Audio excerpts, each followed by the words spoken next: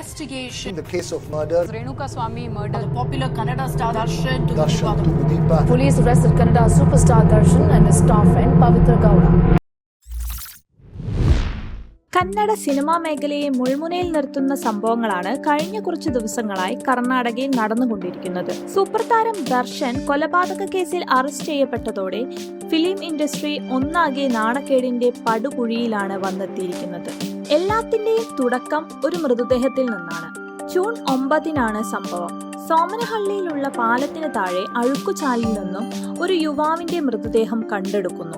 സംഭവവുമായി ബന്ധപ്പെട്ട് 3 പേരെ കസ്റ്റഡിയിലെടുത്തു. ഇവരെ ചോദ്യം ചെയ്തതോടെയാണ് കേസിൽ വഴിത്തിരിവുണ്ടായത്. ചുരുളുകൾ അഴിഞ്ഞപ്പോൾ കുറുക്കുമുറുകിയത് കന്നഡയിൽ ചലഞ്ചിങ് സ്റ്റാർ എന്ന് വിളിപ്പേരുള്ള ദർശനാണ്. കേസിൽ പോലീസിന്റെ ഭാഷ്യം ഇങ്ങനെയാണ്. ദർശനുമായി അടുത്ത ബന്ധം സൂക്ഷിക്കുന്ന കന്നഡ നടി പവിത്ര ഗൗഡയെ സോഷ്യൽ മീഡിയയിൽ നിരന്തരം സന്ദേശം അയച്ച് ശല്യപ്പെടുത്തിയതിനാണ് രേണുകാസ്വാമിയെ കൊലപ്പെടുത്തിയത്. ചിത്രദുർഗയിലെ ഒരു മെഡിക്കൽ ഷോപ്പിൽ ജീവനക്കാരനായിരുന്നു ഇയാൾ. നടൻ ദർശൻ ചിത്രദുർഗയിലെ ഫാൻസ് അസോസിയേഷൻ വഴി രേണുകാസ്വാമിയെ കണ്ടെത്തി അയാളെ ബാംഗ്ലൂരിൽ എത്തിക്കുകയും തുടർന്ന് രാജരാജേശ്വരി നഗറിലെ ദർശന്റെ വീട്ടിലെ ഗാരേജിൽ വെച്ച് നടന്റെ സാന്നിധ്യത്തിൽ രേണുകയെ ആയുധങ്ങൾ കൊണ്ട് അടിച്ചു കൊലപ്പെടുത്തുകയുമായിരുന്നു. മൃതദേഹം പിന്നീട് അഴുക്കുചാലയിലേക്ക് വലിച്ചെറിഞ്ഞു. കേസിൽ ദർശൻ 2ാം പ്രതിയും പവിത്ര ഗൗഡ 1ാം പ്രതിയുമാണ്. കുറ്റകൃത്യങ്ങളുടെ പേരിൽ സിനിമാ മേഖലയിൽ കരിനിഴൽ വീഴുന്നത് ഇതാദ്യമല്ല. ഇതിനു മുമ്പും പല താരങ്ങളും വിവിധ കേസുമായി ബന്ധപ്പെട്ട് ശിക്ഷ അനുഭവിച്ചിട്ടുണ്ട്.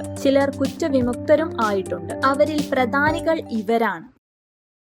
എന്നും വിവാദങ്ങളുടെ തോഴനായിരുന്നു ബോളിവുഡ് താരം സൽമാൻ ഖാൻ. നിരവധി കേസുകളും ഇദ്ദേഹത്തിന്റെ പേരിലുണ്ട്. ഇതിൽ സുപ്രധാനം 2002 ഹിറ്റ് ആൻഡ് റൺ കേസാണ്.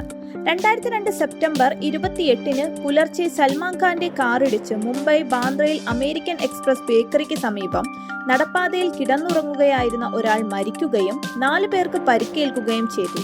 നൂറുള്ള മെഹബൂബ് ഷെരീഫാണ് കൊല്ലപ്പെട്ടത്. തുടക്കത്തിൽ അശ്രദ്ധമായി വണ്ടി ഓടിച്ചതിന് മാത്രമായിരുന്നു സൽമാൻ ഖാനെതിരെ കേസെടുത്തിരുന്നത്.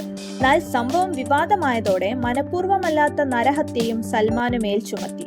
2006 കേസിന്റെ വിചാരണ മജിസ്ട്രേറ്റ് കോടതിയിൽ ആരംഭിച്ചത്. 2013 സെക്ഷൻസ് കോടതിയിലേക്ക് വിചാരണ മാറ്റി. 2014 മെയ്യിൽ അപകടത്തിൽ പരിക്കേറ്റ 4 പേരിൽ 3 പേരും സൽമാനെതിരെ നിർണായകമായ മൊഴി നൽകി. സംഭവ സമയത്ത് സൽമാനൊപ്പമുണ്ടായിരുന്ന 2007 മരണപ്പെട്ട അംഗരക്ഷകൻ കോൺസ്റ്റബിൾ രവീന്ദ്ര പാട്ടീലിന്റെ മൊഴിയും സൽമാന് അനുകൂലമായിരുന്നില്ല. സൽമാൻ മദ്യപിച്ച് വണ്ടി ഓടിച്ചെന്നായിരുന്നു പാട്ടീലിന്റെ മൊഴി. ഇതിനെ സാധൂകരിച്ച് നടന്റെ രക്തപരിശോധന നടത്തിയ ഡോക്ടർ 2015 ജനുവരി 22 കോടതിയിലെത്തി മൊഴി നൽകി. വിചാരണ നടക്കുന്ന വേളയിൽ 2015 മാർച്ച് 27 സൽമാൻ ആദ്യമായി കോടതിയിൽ ഹാജരാകുന്നത്. താനല്ല വാഹനം ഓടിച്ചതെന്നും മദ്യപിച്ചിട്ടില്ല എന്നും അദ്ദേഹം കോടതിയിൽ പറഞ്ഞു. മാർച്ച് 30 സൽമാൻ ഖാന്റെ ഡ്രൈവർ അശോക് സിംഗ് കോടതിയിൽ ഹാജരാവുകയും സ്വയം കുറ്റമേൽക്കുകയും ചെയ്തു. 2015 ഡിസംബറിൽ തെളിവുകളുടെ അഭാവത്തിൽ സൽമാനെ കോടതി കുറ്റവിമുക്തനാക്കി. സൽമാൻ ഖാനെ ഇപ്പോഴും ഭയത്താൽ വേട്ടയാടിക്കൊണ്ടിരിക്കുന്നതാണ് അടുത്ത കേസ്.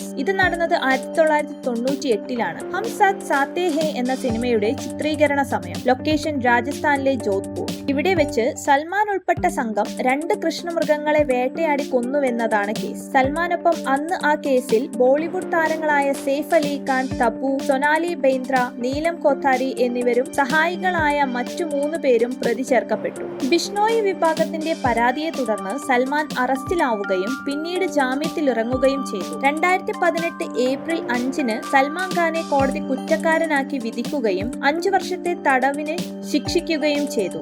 കേസിലെ മറ്റു പ്രതികളെ കോടതി വെറുതെ വിട്ടു. എന്നാൽ ശിക്ഷ വിധിച്ചതിന്റെ 2ാം നാൾ സൽമാന് ജാമ്യം ലഭിച്ചു. കോടതി വിധിയിൽ സംതൃപ്തരല്ലാതിരുന്ന ബിഷ്ണോയി വിഭാഗത്തിലെ ലോറൻസ് ബിഷ്ണോയിയും സംഘവും തുടർന്നങ്ങോട്ട് സൽമാന്റെ രക്തത്തിനായി മുറവിളി കൂട്ടുന്നതാണ് കാണാൻ കഴിഞ്ഞത്. സൽമാന് നിരന്തരം വധഭീഷണി കോളുകൾ ചെയ്യുകയും വധശ്രമം വരെ നടത്തുകയും ചെയ്തു. ഇപ്പോൾ അതീവ സുരക്ഷയിലാണ് സൽമാന്റെ സഞ്ചാരം.